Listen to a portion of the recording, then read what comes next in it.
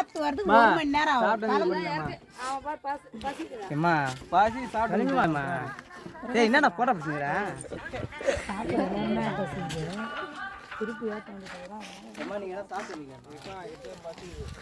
இதுதான் செங்கல் சூட வேலை.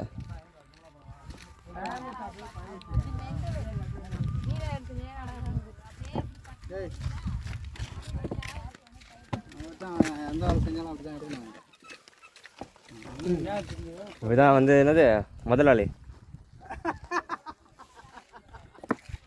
நம்ம வீடியோ எடுக்கிறான்.